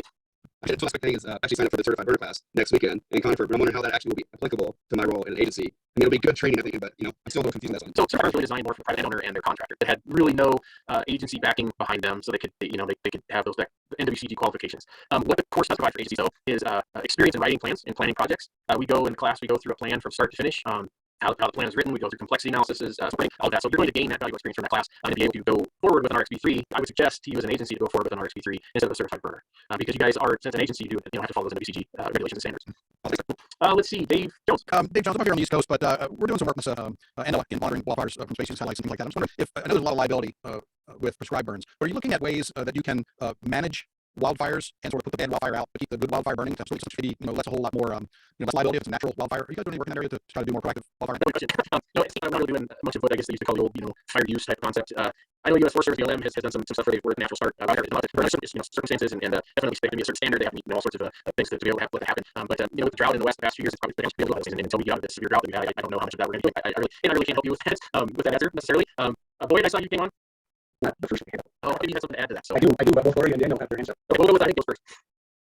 Yeah, thank you, appreciate it. And I mean, Boyd, do you want to follow that up before? This might be kind of a long question here or a long story. So I was going to mention Dave's question. yeah, go for it. Okay, so the last day plus is incident management teams are their suppression actions on fire have really fallen back to safer places for firefighters work. So there's been a push of acres for safe work. Where back in the day, not so long ago, they would just go after it, right? Go after the edge where it's at, direct, keep it small, and do that. So in a sense, some of what you suggested happening, not necessarily driven by ecosystem function, but go to the road, develop the road and burn out from that. Those kind of actions have resulted in really risk but there's nothing firefighters have been successful. That way, one of the changes we've done in terms of landing is we've the concept of pods, which is potential operational deletion units. And the intent of that is not only to, as a container, if you will, for values of risk, but also to use it as a potential control feature. So we're looking at pods, which are usually tied to natural features like power lines and roads and those sorts of things. But the intent is once you get enough treatments around, which we apply to those pod boundaries for firefighter safety, which would also allow us to manage multiple objectives potentially. But it's a sticky question, and it's different. There are certain areas and on roads where you're able to make those decisions, where in the urban front country you're not going to be able to make those decisions, but it's certainly a need. So yeah, that definitely shows the need for more of those treatments and fires out there. We can start doing that more. So, Christian, Daniel. Yeah, thank you. I appreciate it. That was a great discussion. Speaking of more prescribed fire on the landscape, I'm a bit of a storyteller. So indulge me here. I'm going to go back a couple years and kind of helping build what we call the Colorado Fire Collaborative, and we're trying to go with this organization as far as increasing the scale on the landscape. I'm a forester with a Coalition for the Blue River Watershed. We're a nonprofit up here in Fort Collins, and we're one of the founding and active members of the Colorado Fire Collaborative, which is a lot of folks in the know, but those they may not. An umbrella organization with U.S. Forest Service, State Forest Service, counties, fire districts, nonprofits, PNC, and a lot of actors in wildfire mitigation, forest restoration, prescribed fire here in northern Colorado, trying to figure out how to do more work on the landscape. So back in 2019, before the world turned us down with the pandemic and the two biggest fires in Colorado, and all that kind of thing, we began to build this organization, Fire Collaborative, with the Fireshed, we call it. And we're figuring out, committees and organizational structures and how to fund things and who the actors were to get grants and do the treatments and everything. Well, I ended up enrolling in the Conservation District that's doing more of that whole tree removal, forest restoration treatments, equip money. My organization and others like mine were getting grants through the state, things like Furworm and CAFA and others to do more painting and powder treatment. At that point, we had Nation Conservancy fire in this area. And so, out of the grant, I would build get a contract from somewhere locally or out of state, whoever was holding the thing, and get the cutting and the powder done on the landscape, and then Nation Conservancy to come in and burn the piles. that was working pretty well for a while. The TNC module, as you all know, went away in late 2019, which kind of reasons something that's a bigger position. It was very well insured out of the pot burning landscape, so to speak, here in northern Colorado. And so the Forest Stewards Guild, a lot of those folks went to the Forest Stewards Guild. They were able to operate under the Forest Rest in 2020, and then that changed to the Amber Alliance. Amber Alliance has been a very active and really awesome organization for all kinds of things here in northern Colorado, including writing CWPPs and a lot of planning that's going on, a lot of training and things, but they're actually getting the right liability, prescribed fire liability insurance to do that burning on private lands. The Forest Service up here, the U.S. Forest Service is doing a lot of burning on public land, which is a great thing. DFPC 17,000 commercial care this is incredible work. The private land piece is what we're having a hard time figuring out. So treatments that we did back in 2019, 2020 made those piles. Those piles are still sitting there. We're having trouble getting those burned. And then the insurance piece, we're ended up with liability here in Colorado. We're having trouble figuring out that next step. So at this point, we've got projects out there with piles that are not getting burned 2, 3 years old in places. And these are projects that they were planned around specifically Magic Feather Prescribed Fire that the Forest Service is doing, in that kind of building on treatments way that the Fire Shift Collaborative is trying to do. And so, and Kirk, this just isn't just a question for DFPC. This is the whole panel, really. This seems to be prescribed might be the place to have a conversation about the next step here. We now have, and we're really excited about a new DFPC module with the Forest Service is helping fund that's going to be in northern Colorado. It should be on state and private lands, which sounds really good. But now we're hearing that there will be some liability issues there as well. Private landowners are going to have a large liability policy to get that work done and have those agreements with the state and that kind of thing. Totally understandable from an agency liability perspective and that kind of thing. I'm not sure how that works for some of these smaller landowners. Some of the larger landowners may be able to get that kind of a liability policy, but then, equity-wise, we think some others may not be able to do that. And so, this is kind of an open question and an open discussion, I hope. But what's the next step? One, to trying to figure out how to burn. I'm talking about 50,000 probably, but nothing we can get done in a year or a couple seasons of good burning. We're looking at private contractors, which is a possibility. I know the DFPC crew they're saying not with contractors. We'll probably have to think through, who's available locally or statewide that could come in and be a burn boss. We're still talking to the Amber Alliance about the possibility. Apparently their insurance situation is shaking loose a little bit, so the possibility of getting some of those done. But then it's really a question about not only getting a couple thousand piles off the ground. Those landowners are getting pretty nervous with 3-year-old piles. They were early adopters. We need more landowners like that to say yes. We will do it, and that's kind of where I am now. I don't have to work, but not the other half. I'm trying to figure out the other half. And so we're really at the point now where we're seeing, we just applied for a big CWDP grant for 3 of the fire districts here in Northern Colorado. Asked for about $500 million. I think it's going to have to be a tool that we're using there. But we're kind of at the point where we're a little scared to get the grant to work and get the piles built because we don't have a solid plan for getting those ready. This again, kind of open conversation. DFPC, the Forest Service, private contractors that are on here, anybody, I know Maya, her camera's still on. She's got some of the same concerns down there in Boulder County, figuring out how to get these projects done. Are we to the point where we probably should make thousands of tickets to figure out? Or should we all be thinking of other ways to go about this problem? Whole tree removal is awesome, but only when you're in the certain spots on the landscape where you can better vertical spots are access steep when you can make thousands of them. So, sorry, like I said, kind of a long question, long story. Just interested on others' perspective on where we are. I can probably address some of this. One tool, I probably utilize multiples. I mean, it's there's a lot of land out there, a lot of private ground that needs mitigation work done on it in the Front Range, especially that hasn't had a lot of it done. It's not always one answer is going to fix everything. Like you said, I know if there's a lot of private landowners out there, I would tend to see what they have for the certified burner program and what their abilities are there, and is there enough for a certified burner program in Front Range here to have an entire class for those folks. There are things that private landowners can do called prescribed burn associations that are out there. That they do a lot of that in the southeast, where these landowners will form an association together. They will share the burn bosses. They will share all those folks across and get the piles done.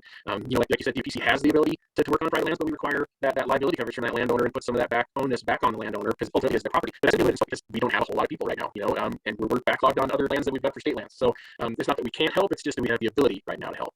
I would strongly suggest that those folks they should probably start taking some of that on for their property and maybe get in contact with me and see if we can do a certified burner course up there. They could potentially get those folks online. Contractors out there that are willing to do piles. I honestly don't know what the costs are on that. I have to check that out in a long time. So I'm not sure, but it's a pretty big question, and it sounds like there's quite a bit up there. Netherlands can also help me as well because that's kind of what their role was there for a long time, so assisting with those private landowners as well. So I know it's not a straight answer, but maybe somewhere to start is to get with me and see if there's a ability for some of those folks to help them out too.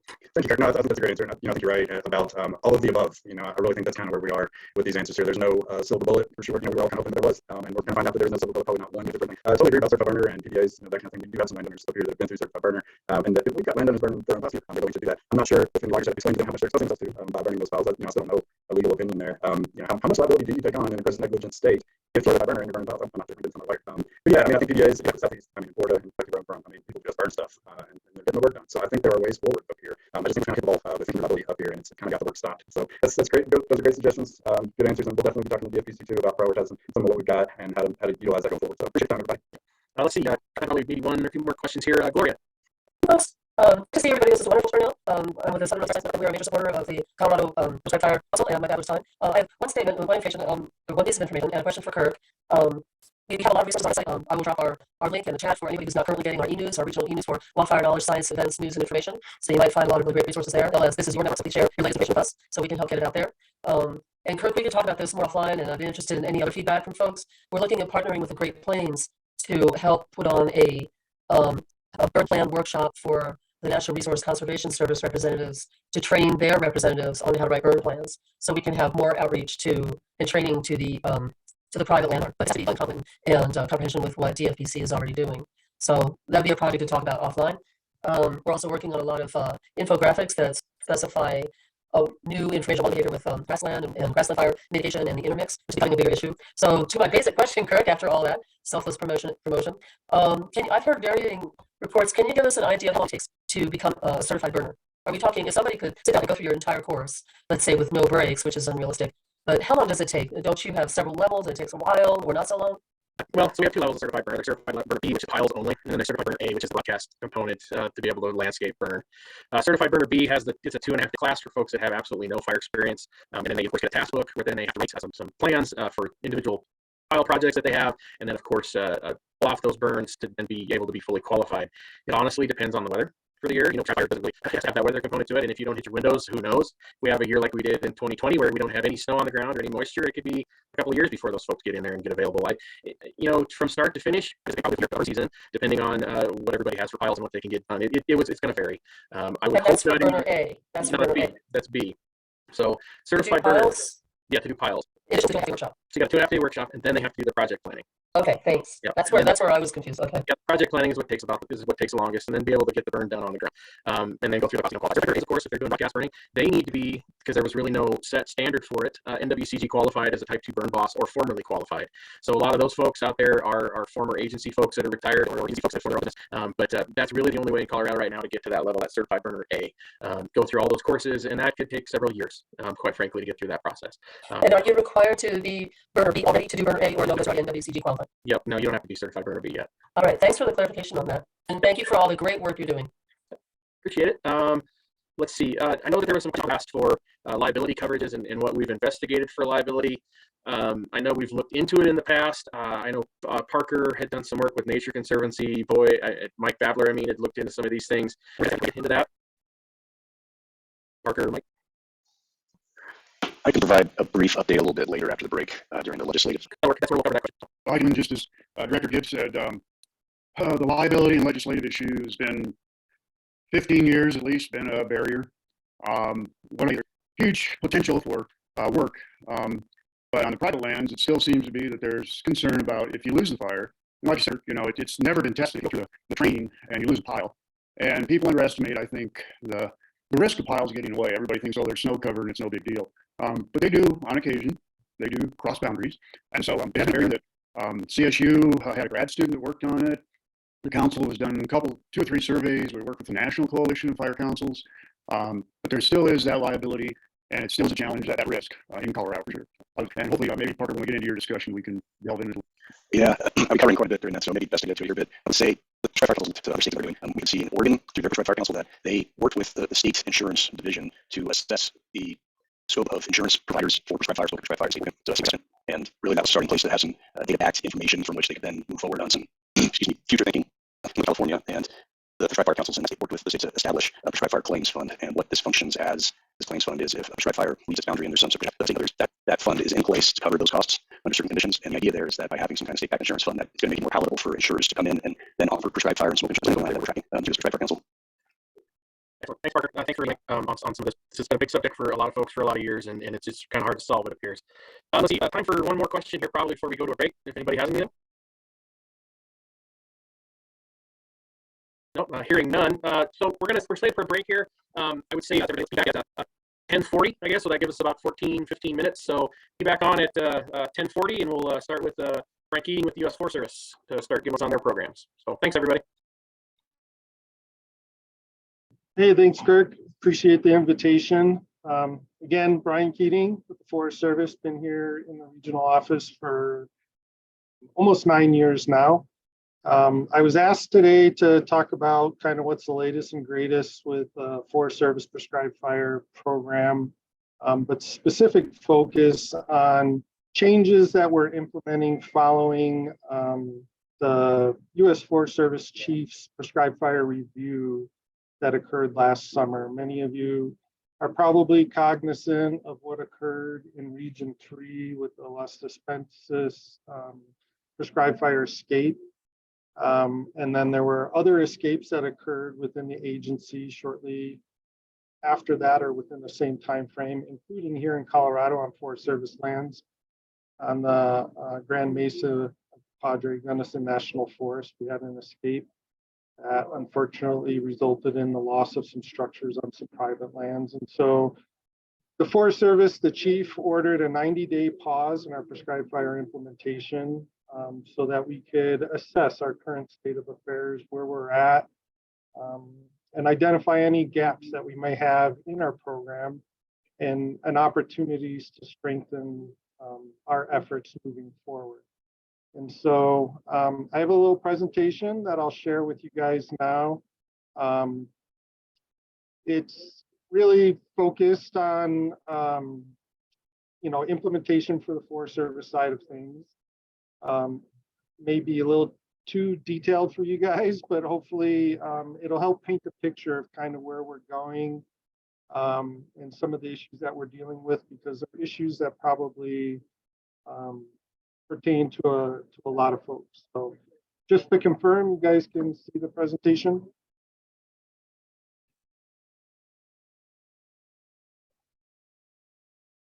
Yeah, it looks good, Brian. Okay. So again, we're calling it our return to action plan. So again, following the 90-day review that occurred last year, there was a team that was formed with a cadre of team leaders, a number of subgroups that were formed to look at specific issues. I was actually on one of those sub teams looking at capacity and workforce type related issues for prescribed fire implementation. So we completed the review, and a report was produced last fall. The chief was briefed on in October and accepted the report and the recommendations. So how that broke out for this strategy is they identified short-term, intermediate, and long-term recommendations. So the short-term issues were needed to be addressed within the 90-day period and actually became requirements before we could resume prescribed fire operations as an agency. The intermediate and long-term recommendations are obviously ongoing and have different timeframes associated with them. They will also involve a number of additional working groups and program area specialists, including our partners and cooperators that we work with prescribed fire implementation. So a lot more yet to come, and probably additional changes for the program moving forward. I can tell you right now, in the short term, the things that we needed to do as an agency in order to resume prescribed fire operations, we have completed those steps. So that was a positive, good sign. So overview, in terms of the report itself, report components. So actions that had to be accomplished immediately included 7 different items. The near-term recommendations that the report identified had 9 different components to them. And then the long-term issues there were 36 different components or recommendations identified. So a lot of work certainly to occur there. In terms of the more short-term stuff, we had quality assurance checklists that were identified in Appendix B of the report. We created a new template for Forest Service burn plans. Those are identified in Appendix C. And then there was a big focus on science. Many of you guys are aware with prescribed fire, we have a lot of new tools available to us, both specific to the agency, the Forest Service or BLM or other land management agencies, but just also in general in terms of weather forecasting and components like that are available to larger audiences. And so those are identified in Appendix D. For anybody who is interested and who has not seen the report, if you go to the Lesson Learned website and search for National Prescribed Fire Program Review, you can pull up the full report and all the appendices there and really dive into the details. It was a pretty in-depth and long report. So recommendations that we had to implement immediately in order to safely resume. So we had to review and reapprove all of our prescribed fire plans using that quality assurance checklist that I mentioned that's identified in Appendix B, and had the option to convert our burn plans to to the new template that was identified. Moving forward, any new burn plans post the review have to utilize the new template. But the older burn plans, as long as we ensure that they met the requirements, we were able to go forward. And obviously, with the whole risk management, risk sharing conversation, line officers, agency administrators needed to be very integrated into that process.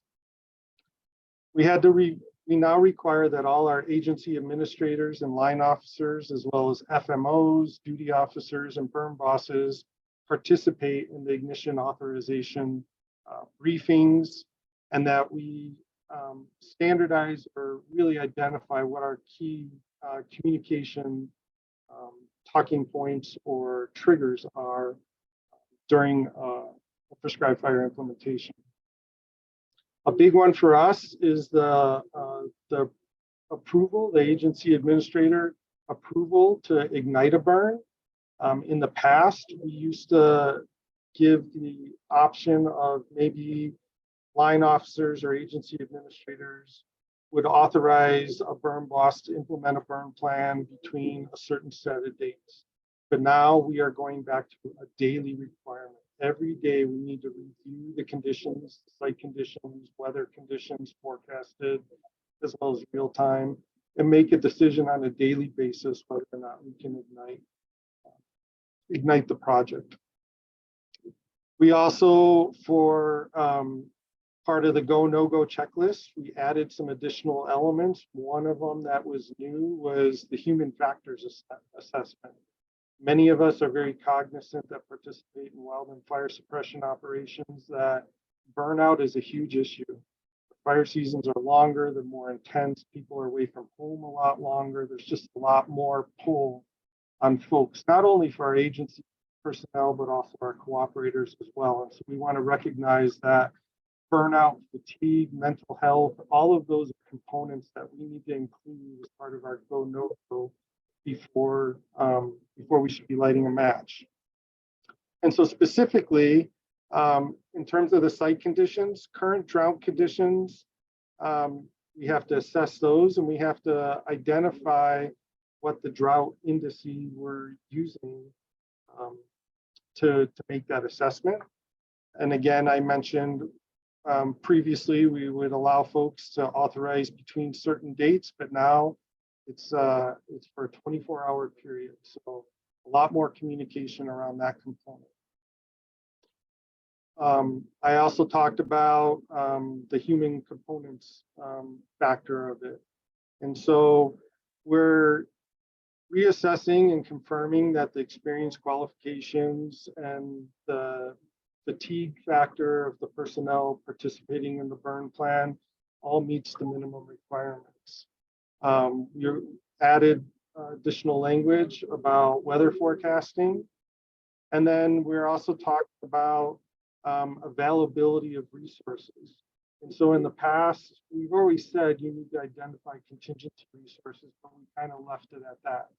Under our new procedures moving forward, any contingency resource identified to help with implementation has to be available to be on site within a 30-minute period. And that's a huge issue for us. And in the past, some of us would say, well, we would call it, we would hit some trigger point, we would call up our contingency resources, then they would have 30 minutes to respond or 30 minutes to get to station, and then they would start to drive out. Well, for us, with the Forest Service, with the large blocks of land that we have, some of the remoteness of the projects that we implement, now being available to be on site within 30 minutes of calling those resources is a huge issue, because 30 minutes could be not even enough time to be from, let's say, a VFD station to the unit. That might be an hour commute. So that is a definite change for us moving forward, and something that affects our partners and those of you that are assisting us with prescribed fire implementation. We've also now required that our agency administrators, line officers have to be available for all moderate and high complexity burns. They have to be available 100% for any high complexity burn, and available meaning on unit. So they have to be accessible. We can communicate with them easily. It may mean they're on site of the project, or it may be they're in the office, but they have to be available. For moderate complexities, they have to be available for at least 30% of all moderate complexity for an implementation. So that's another big draw on us in terms of connecting the dots with our line officers. The other big thing that really held a lot of us up initially was we had to conduct employee engagement sessions. So the engagement sessions were locally driven. They were supposed to incorporate local factors, but really it was going through the review report, the recommendations, and discussing all the factors that were identified. And any particular unit was not allowed to resume their prescribed fire program until all their employees had completed an engagement session. And that included allowing our employees to go assist our partners. So it wasn't even just for National Forest Service lands, it was also for partner lands. So that was a big thing. And then nationally, we had to designate a point of contact at the national level. So that was an easy one. That was assigned by the chief of the Forest Service. So what hasn't changed for us as an agency? So we still have our Forest Service manual direction, which is 5140 hazardous fuels prescribed fire, that gives us a lot more specifics on the do's and the don'ts of how we manage our program, including prescribed fire. That has not changed. We still follow that manual direction. And then all the various coordination group, National Wildfire Coordination Group, PMS publications, the Prescribed Fire Interagency Guide, the templates, complexity systems, the complexity worksheets. Those, we still have to meet all of those requirements as a minimum. As I mentioned, there are some additional changes to be implemented in the new Forest Service template. So those are additional items beyond the coordination group requirements publication. So these all serve as the core for what we do. So when you look at all of the review recommendations, it kind of breaks down into three kind of different components. What do we do with our prescribed fire burn plans? How do we engage our line officers into the process? And then what did we do to engage our employees at the forest district level? And so I've already explained what those different components were, but those are kind of the three broad categories that things were grouped into. So some of you may have heard about some of this and or even participate in some of this at the forest level, the local levels. What are the forest ones? They're reviewing all their prescribed fire plans and making sure they're meeting the requirements in order to re-engage to resume the prescribed fire operation. In many cases, adhering to the new Forest Service burn plan template and the requirements resulted in a significant change to the burn plan, which meant we had to go through a whole new technical review process. And I know some of our units do external technical reviews. Some of them just send them off for us within the agency. So some of you may have been able to participate in that. We certainly appreciate any assistance that we receive. But basically, we had to go through the technical review process for all our burn plans again. We also had to identify a process in which we were going to ensure that line officers are going to be available for that 30% of moderate complexity and all high complexity burn plans. So all our forests came up with procedures to delineate how those requirements would be met. And then we conducted those prescribed fire engagement sessions. They were in person primarily. A lot of them were recorded and are available for employees that were missed or even new employees that are coming on now. And we want to just make sure they're up to speed and informed on all the new requirements. From a regional perspective, the seat that I sit in, we were supporting those forests. We were providing guidance. We were providing information on how to work through these processes and providing technical assistance, even in some cases with the burn plan reviews. And then we tracked at a regional level in region 2 here, our 5-state region, we have 11 different administrative units. We were tracking their progress and then reporting that to the Washington office. And so we had to complete all that before we received our regional forester received approval to resume prescribed fire operations. Moving forward, what I can tell you is we completed all our engagement sessions in late October. Nationally, all the Forest Service units completed those engagement sessions by mid-January, so this year. So across the board, the entire U.S. Forest Service is back up full speed and running with prescribed fire implementations. All of our employees are now available to conduct prescribed fire implementation and to assist the partners with prescribed fire operations. With those employee engagement sessions, I will mention, because I know this has come up as a question in the past, that our partners, if we bring resources, external resources to help us with implementation, they are not required to go through an engagement session. It was just for our own employees was the requirement for that. And then moving forward, most of our forests in October and November were focused on making sure our pile burn plans were up to speed and met all the requirements. And so now many of them are busy working on our broadcast burn plans for our spring, summer, and fall season that's coming up. So that's ongoing for us. Nationally, there was a team of prescribed fire specialists, a bunch of detailers, and other folks that were actually hired to look at those near-term and long-term recommendations, how we're going to implement those. We also engaged with NEMO teams. If you're familiar with them, they've been tasked with some very specific items to help move the agency forward and look for solutions with those recommendations to make us successful. There's also a national team working to standardize our Burn Boss refresher, the RT300 course materials, as well as the platform in which it's going to be delivered. I don't have a lot of details on that, but I do know they're looking at something similar to the Wolfstar platform that many of you might be familiar with for just the annual wildland fire refresher course. So it would be an online platform that hosts a bunch of standardized Burn Boss refresher specific topics that we can pull from to help with our more locally driven Burn Boss refreshers.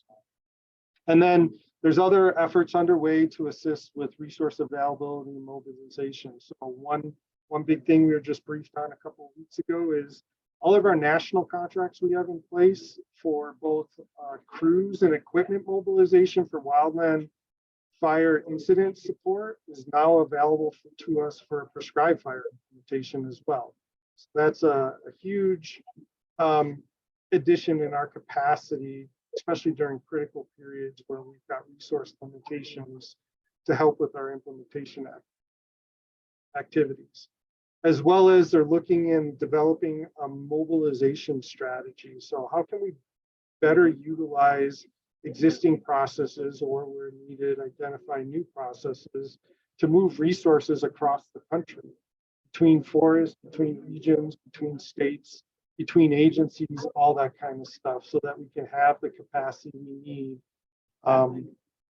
to be able to be successful in prescribed fire. And so there's a lot more to come. There's a lot of unknowns out there, but these teams are busy working on all of this. So that's kind of the review recommendations, the report summary of where we're at. I threw this up here. I just want to give you kind of a status of where we are as an agency in this region and even within the state of Colorado. So as of February 1, what our forests have reported, and honestly, our forests have not reported all the great work that they have done around prescribed fire. They're busy implementing. Reporting usually lags by a couple of months in some cases, but as of February 1st, we were reporting, almost 10,000 acres burned across the region so far, with, half of that just being pile burning. But I can tell you these numbers are not representative of actuals. We have a lot more work that has been accomplished. We have it broken down here by our forests. So in Colorado, we have the White River, the San Juan, the Pike San Is, the Arapahoe Roosevelt, Rio Grande, part of the Medicine Bow route, the GMUG. So those are our forests here, and you can see there's been some good success. Only so far, our The bad thing with that review and the timing of it is it really shut down our fall prescribed fire broadcast. And so only the Pike San Is had success with almost 5,000 acres burned. Normally, we would have had probably close to 30,000 acres burned just in the state of Colorado alone. So that was an unfortunate fallout from the timing of when the review and us being able to meet all those requirements. So a lot of work occurring, certainly some changes to the prescribed fire program as an agency. We're making progress. We're looking forward to hearing what these teams that are working on and are identifying to help facilitate moving forward. Out of the wildfire crisis that the Chief of the Forest Service came out with last summer, spring, summer. Some of you that are familiar with that may be aware, there's a call for us expanding our prescribed fire implementation by up to fourfold over the next 10 years or so. So a lot of emphasis is being placed on prescribed fire implementation. We've got within the region here, we've got one of the national priority landscape projects. That's the Front Range Project of Colorado. That's the Arapahoe Roosevelt and the Pike San Isabel National Forest. That's getting very targeted money and resources to help accelerate the program and ensure success. That includes an acceleration of our prescribed fire program. So I'm excited for the opportunities that the additional infrastructure funding is bringing to the agency and to the region and the state here specifically. And this review was not just done in recognition that we had some significant prescribed fire escapes last summer, but it was also done in recognition that we are trying to significantly expand our prescribed fire program.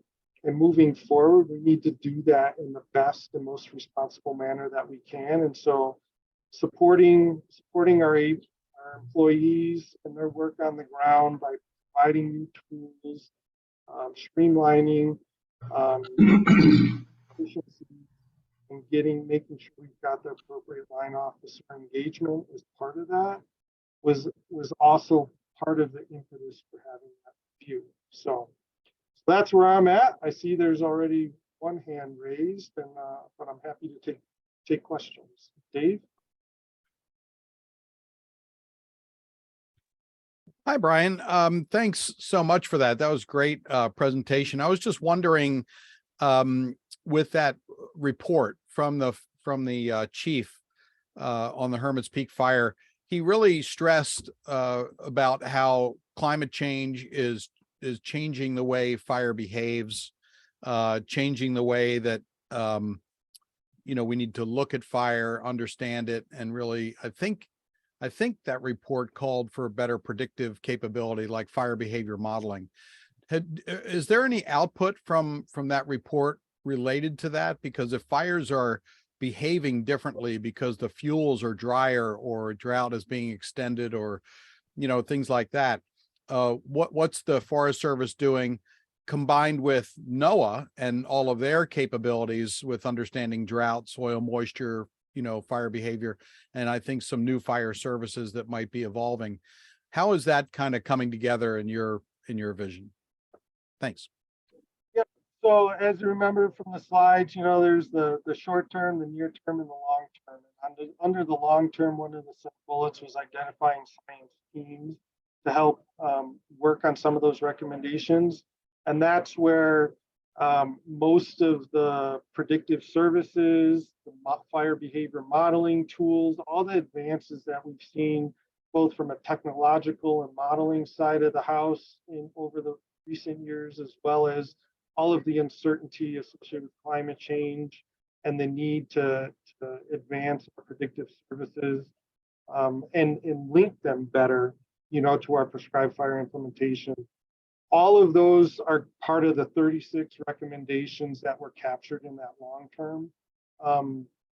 the long-term part of the review. And so I know there's conversations occurring. I know there's teams that have been formed and folks are starting to work on this, but there's been nothing quantifiable that I'm aware of so far that we're putting into action. But over the course of the next year, I think for the long term, recommendations, there was a 1-year time frame. So I would say by this fall coming up, we should see a lot of products related to that component. Great. Thanks so much. That- Excellent. Any other questions for Brian this morning here?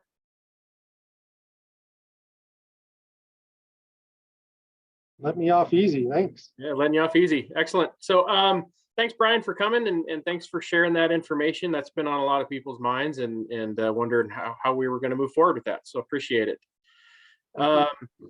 Other things that I've noticed in the chat, there's some links that have been put into the chat. So folks go in there and take a look around. There's some great conversations about the National Weather Service wants some of our perspectives as practitioners. There's some links to some prescribed burn association stuff, etc. So take a look at some of that in the chat as well, and then we'll see what we can provide those folks. Next up, we have Parker Titus with the Nature Conservancy. He's here to give us some updates on the Prescribed Fire Subcommittee, some legislative activities that we've got going on this year, etc. So Parker. Thank you, Kirk. And good morning, everybody. My name is Parker Titus. I work for the Nature Conservancy in Colorado. I'm based out of Boulder. And just as a little background on Nature Conservancy's fire management program, we work with decision makers, scientists, and communities to increase the pace and scale and effectiveness of climate smart forest management by supporting the development of a diverse and collaborative fire management community to accelerate the safe and effective use of prescribed fire. We see prescribed fire as being more frequently and effectively used as a management tool. I've been with TNC for nearly 18 years, primarily in fire management, and have had the opportunity to work for programs in Maine. Pine barrens and blueberry burning is where it's at. Significant time in Florida, as Daniel Bowker says, where they just burn stuff, and then also in tall grass prairie systems in Iowa. I'm going to share my screen. I have a bit of a presentation to share. And as Kirk alluded to, I am going to be talking about some of the activity around state legislative activity. And let me see if I can get out of presentation mode here. And what I'm going to drill down on is the Colorado Fire Commission. Some of you, this will be an introduction to this commission. Others, it will be an update about the activities that are going on in this commission. So I just pulled some screenshots here from DFPC's website. And what the Colorado Fire Commission is, you can see there underlined in red as the main purpose of this commission. Enhance public safety in Colorado through an integrated statewide process focused on fire services capacity to conduct fire management, use, preparedness, prevention, and response activities to save lives, safeguard lives, property, natural resources, and increase the resiliency of local and regional communities. So that's we're gonna kind of filter down to from big picture to small picture with this fire commission, and I promise we'll land on some prescribed fire stuff here. So you can think of this overarching commission that was formed, and beneath that we have a series of subcommittees that are focused on priority areas given the subcommittee's charge. And there's about 10 different subcommittees. And I can drop, after my talk here, I'll drop the link to this Fire Commission's website in the chat for everybody. But you can see that there's a prescribed fire subcommittee, and that's what members of the Colorado Prescribed Fire Council and others are engaged with. The work of the Fire Commission through these subcommittees really, you can see here in red, like what are we trying to do? And the subcommittees essentially develop recommendations on how to address fire issues in the state. The idea behind these recommendations are that they'll have some legislative chops to them. So on the outside of this work, after the recommendations are developed, hopefully some activity occurs where members of the state government or want to take up and as sponsor and push forward some of the ideas and the recommendations, or there's some other activity that may happen. So specific to the prescribed fire subcommittee component of the Colorado Fire Commission, the goal of this subcommittee is to better prepare Colorado's fire responders, practitioners, communities for prescribed fire by looking at really examining current policies and requirements and identifying barriers and opportunities to its use. So it's a group of about 20 different members. It's somewhat in flux, and you can see some of the agency and organization representation, so a wide diversity of voices in the room, which really bodes well for, I think, how we're coming in and looking at different issues at a statewide level. We want West Slope perspective. We want folks out on the plains of Eastern Colorado. We have our Front Range practitioners there. So it's a strong group of folks who've been pulled together to look at prescribed fire issues, and some of the NGO partners, organizations like Fire Colorado, the Nature Conservancy, and wildland resource advocates as well. As just sort of a share point to this group about what conversations have been taking place in this subcommittee, we've had about, I think, 4 meetings so far where we're talking about and bringing forward what we see as barriers to prescribed fire in Colorado and maybe what some potential solutions would be. This is a sample of some of the discussion topics to date, and you can see running down this list that we're covering a lot of different ground, and it's been interesting conversation. At times it's been a little all over the place, but I think that just speaks to the nature of the complexity that we're trying to evaluate with prescribed fire in Colorado. And I'd like to use the wisdom and experience of everybody on this call, and maybe through utilizing the chat feature, if folks have barriers in mind about prescribed fire in Colorado that the Colorado Prescribed Fire Council can look to and maybe evaluate at a deeper level. Maybe we can bring some of those ideas as areas of recommendation to this prescribed fire subcommittee. Please just start putting those in the chat. You can feel free to just put down a word or two, or if you want about what you see as barriers. If you see any kind of potential solution to a particular barrier, we want to know about that too. So even outside of the work of this Colorado Fire Commission subcommittee, the Prescribed Fire Council is interested in knowing really where maybe in the future we can put a little bit more attention to, or we can work through different avenues, such as a policy avenue, ways to advance or change the situation to the benefit of the practitioners here in the state. I say most of the subcommittee's identified barriers have fallen into 4 categories, which you can see here. What we're seeing when we start to really boil down these conversations we've been having is that there's a lack of comprehensive guidance, data, and knowledge of the state of prescribed fire in Colorado. So what this really speaks to is that as a whole, it's hard to say what the true picture of prescribed fire looks like in Colorado, both from public lands burning and private lands burning. It's great to hear from these residents today about their respective programs and what's going on there. So we're catching a fairly good idea of what's happening within and sometimes across agencies. But as a whole, statewide, we don't really have the systems in place that are tracking that we turn to for resource guidance. It's a bit all over the place, and we see that maybe having some guidance that consolidates, that can serve as perhaps more of a one-stop shop for that type of information as being very useful, not only to practitioners, but also as an education piece to state legislators. Number 2 here, we see lack of funding, training, and workforce capacity at all levels as a barrier. And obviously through today's discussions that we're seeing that at all levels, again, from private lands burning through some of the state agencies and even beyond. Liability concerns has been a hot topic, and lack of readily available insurance for all burners. Again, through today's conversations, discussions about liability and what that actually means. What does it look like in a gross negligence standard state? What am I covered for in case something? Again, we see all these questions floating out there. A lot of concerns, a lot of head scratching, a lot of knowledge too. Again, bringing this all together might be a way to move forward. So instead of just choosing an a la carte piece through something and saying, for example, maybe it's a step back and we look at the entirety of the picture, collect data, get feedback from practitioners like yourselves, and then we can form a plan moving forward. Number 4, consistent landscape regulations. Colorado is an interesting state to burn in that home rule governs the way that we operate, and what that translates to is really a county by county system that the county can look at response function down to, and prescribed fire permitting and burn bans. So it can be very complicated and convoluted.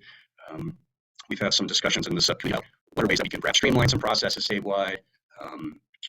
Those have been difficult conversations, of course, just understanding that, when we're talking prescribed fire and who needs to be involved, it obviously at the local level, fire departments need to understand what's happening in their response regions. But in terms of the permitting atmosphere, what does that translate to? Who has the power to issue permits and to say today's a burn ban? We're talking about this. So again, I'd say what's been emerging through these conversations that you can think of just sort of like a brainstorm to date of ideas of bringing barriers to the group. What's emerging most recently in the subcommittee is the need for a strategic approach that assesses the current state of prescribed fire in Colorado and that outlines specific goals for its use. Again, just bringing the entirety of the prescribed fire process, of the regulations, pulling everything together in one place so that we can look at it in one place, and then from there have some data-informed, data-based information to work off of to move forward with. Next steps, we meet monthly and regularly through spring.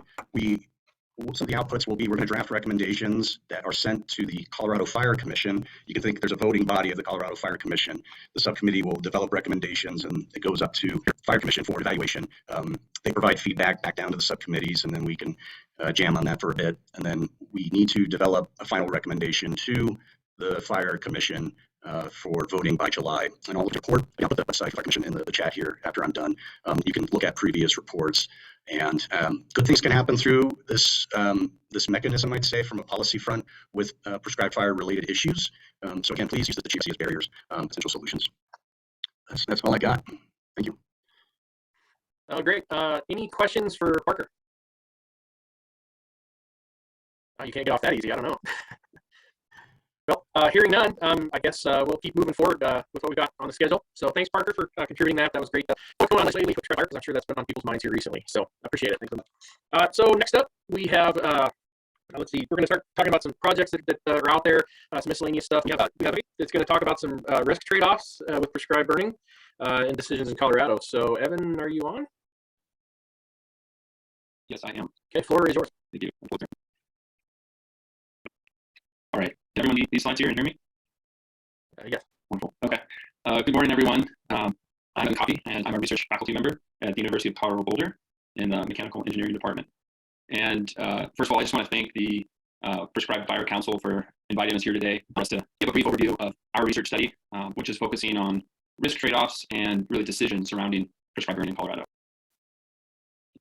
On behalf of the team here, we've got a great team of multidisciplinary collaborators from CU Boulder's Mechanical Engineering Department, the Geography Department, and the Institute of Behavioral Science, as well as the environmental health researchers from the Colorado School of Public Health. So we've got a great team here that's really bringing together decades of experience studying risk, perceptions, and conducting environmental and social measurements out in the field. So really the impetus of this research that we're going to be doing stems from the increased risk and really devastating impacts of wildfires. As all of us know, and the urgent need to manage these risks with approaches. Prescribed fire being one of the several approaches in what many today have called the toolbox.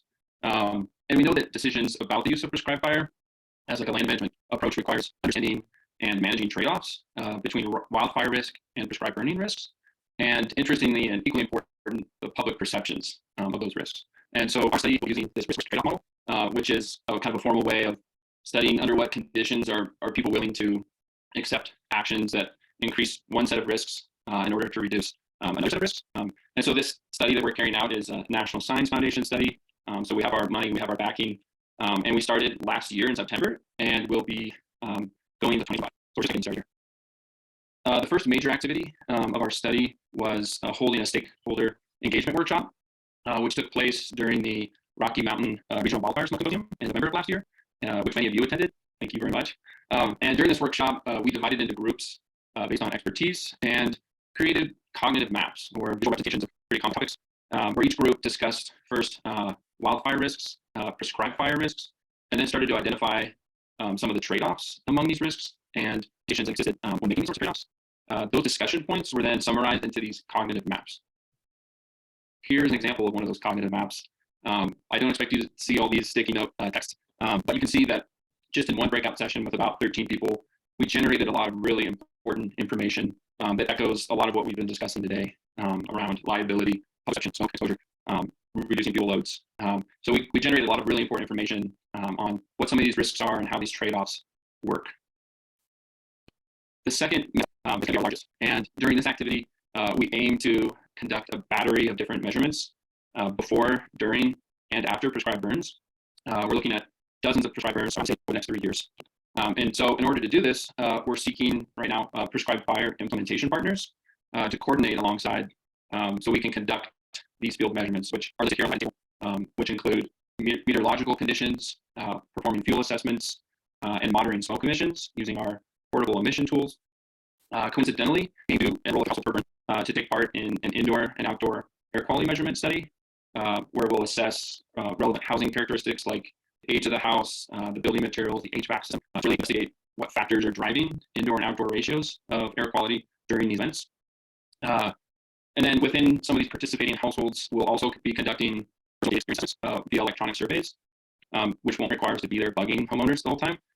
We'll also be collecting health information and administering electronic surveys about and eliciting people's perceptions of prescribed burns, wildfire risk, and general support for prescribed burning before and after the prescribed burn to see if during that period of time. What we're finding is that due to the fact that there's often a day of decision to burn, we are hoping to coordinate closely with implementation partners and burn teams to make these measurements, but also kind of remain independent during this process. We've made a lot of great partners so far. Many of you are on this call, but we're still looking to incorporate perspectives from tribal lands and more private land burning. The third main activity of our study will be to develop and administer a large public statewide survey. The goal of this is really to elicit those risk trade-offs, engage support of prescribed burning across Colorado communities of varying wildfire risk. And so to do this, we're going to be using findings from the previous activities to kind of inform the questions that we build into the survey. You can see kind of on the bottom portion of this slide, just an example choice task for the survey members to choose between different policy options with varying risk trade-offs between wildfire and prescribed fire, and then some of the outcomes here. So this will really try and understand what wildfire risk. Our fourth main activity is going to be centered around reporting what we learned to stakeholders and to the public, and to do different workshops and presentations. One of the main goals of this activity is to actually provide useful information to implementers, to policymakers, to guide some of the dissemination of the findings to address risk communication to the public and policy eventually. So if you guys are interested in learning more or partnering with our team, please reach out to me or to our PIs, Catherine Dickinson from the School of Public Health. I've included some emails. Happy to put some information into the chat as well. We've got a study website here down at the bottom, which we can include in the chat. And I and some of our team members will be here to take some questions. Thank you so much. Okay, so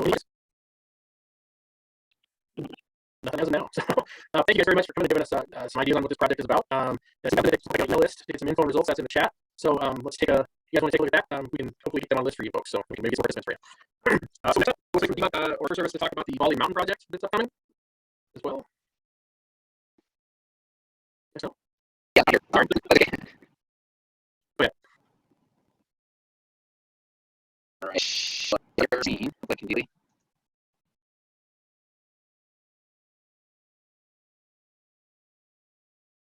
Can you guys see the slideshow? Yep. Okay, great. Really quick, my name is Luke O'Gean. I'm a wildlife biologist on the Norwood and Uray Ranger districts of the Gmug National Forest, and am project. So the presentation I'm going to give is just some background on how this project developed and where we're currently at with the project and where we will be going. So the project is the Baldy Mountain Wildlife Habitat and Resilient Landscape Project. Let's see here. Okay. Okay, see that next slide. Yeah, doing well. Okay, great. Okay, so the reason for this project is really to reintroduce fire to the ecosystem and increase landscape resiliency. A big driver of the project is increase the habitat quality.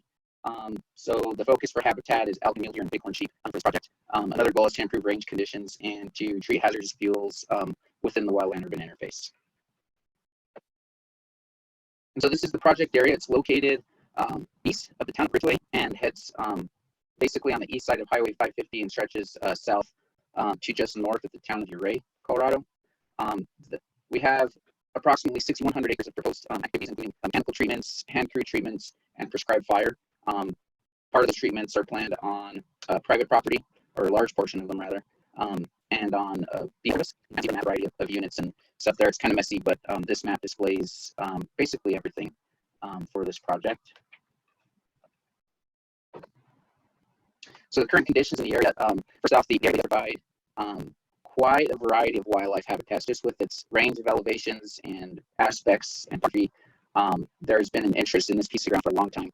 This iteration of the project is the current iteration, and there have been multiple people and agencies working on this piece of ground for probably 20 plus years in some fashion or another. So the exclusion of fire from this landscape, of course, has resulted in overgrown and thick vegetation getting decked, and it's not providing a lot of browsing or grazing opportunities for wildlife, and it's at a heightened risk of wildfire. And of course, those post-disturbance negative impacts like erosion, potential ecosystem conversion, and flooding. And one of the things that we looked at when developing this project, it was initiated by private landowners. This iteration, the Mullins, they're the Mullins Land and Cattle Company, and they're on the north end of the project and had an interest in improving habitat. And so they came to the Forest Service. They wanted to do some prescribed burning on their property, and Forest Service land is uphill from them, and so they had an interest in allowing prescribed fire on them to run onto us, and that's basically how this project started, as habitat focused, involving prescribed burning and mechanical thinning. And as we started to work with partners and develop the project out, one of the things that we looked at as we were expanding and contracting the project area and the scope and scale of work was the Ouray County Community Wildfire Protection Plan. And we did that to look at areas, communities at risk that were in proximity to the things that we wanted to do for wildlife. And so what we've got here is a map kind of showing where those communities are. And you can see there are several of them directly within and adjacent to the project area at varying levels of risk.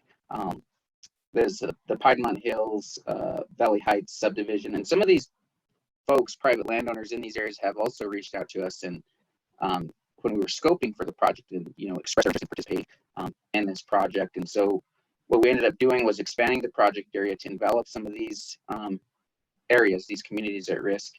And like I said, we had some land to develop a larger area. Not all of the landowners in this area have engaged us, and we kind of built it out as, if we build it, they will come. If we put the project area and include these areas and propose activities within them, then that will get us engagement from these landowners. Maybe aren't aware of it or just aren't engaged in it at this point.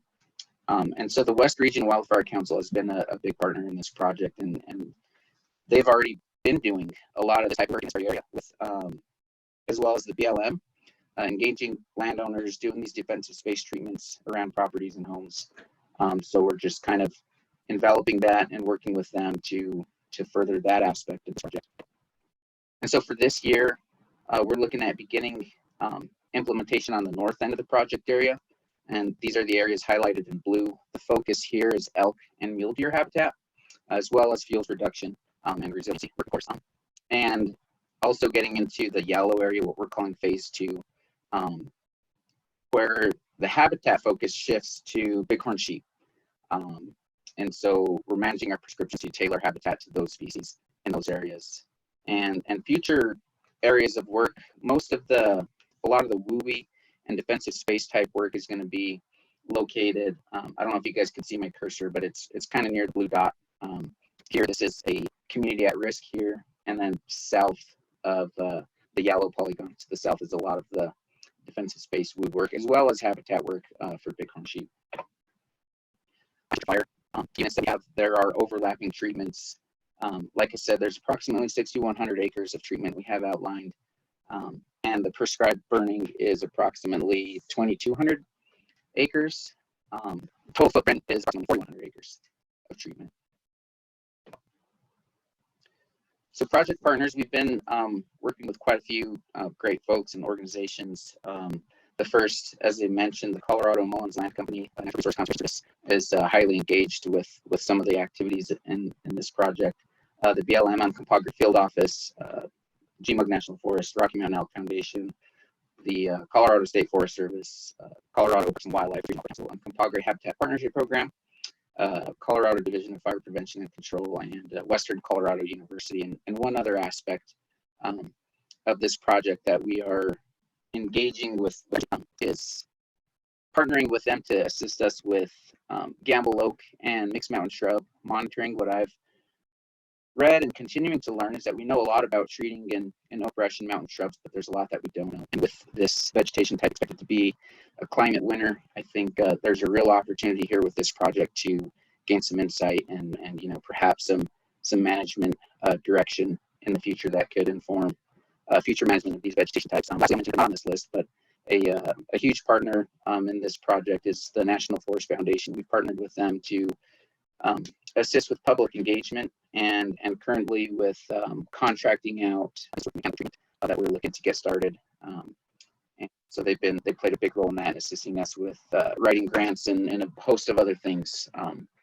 And so, yeah, that's what I've got for this project. Maybe another question or two. Yeah, thanks, Luke. Any questions about this project? Sounds like a pretty large undertaking. Well, hearing none. I'll jump in. Quite often in Gamble Oak, when you knock it back, it comes back with great vigor. So you have multiple entries. We have multiple entries, and one of the neat features of oak in this project area is the amount of the larger savanna type Gamble's oak. Starts on and you get a diverse understory in there of grasses and forbs, and so we want to conserve that feature, and so we're tailoring our chemical treatments to do that in light of prescribed burning. So we get to the prescribed burning that we're trying not to, torch off those stands of big oak in an effort to conserve them and increase the resiliency of the area. And yes, we have written into the NEPA analysis that Main Streets will occur at a regular interval, right? We said, I think, 10 to 15 year interval in our NEPA. Thank you. Let's see. Hey, just a question about social license and drought and some of the events that have happened with Prescribed Fire the last few years.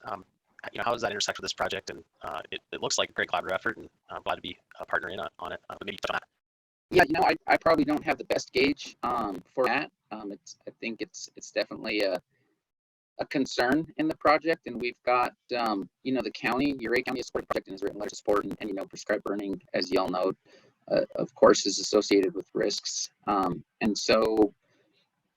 Yes, as giving much more detail than that, I can at this point. I do know that citizens are concerned in light of some of the past things. I mentioned the escape we had on the GMUG, and so those are definite concerns moving forward. And so on what we're trying to do on our end is stay ahead of that, engaging the public as much as we can, and we have plans to do more of that into the future as we build up to preparing to implement prescribed burning.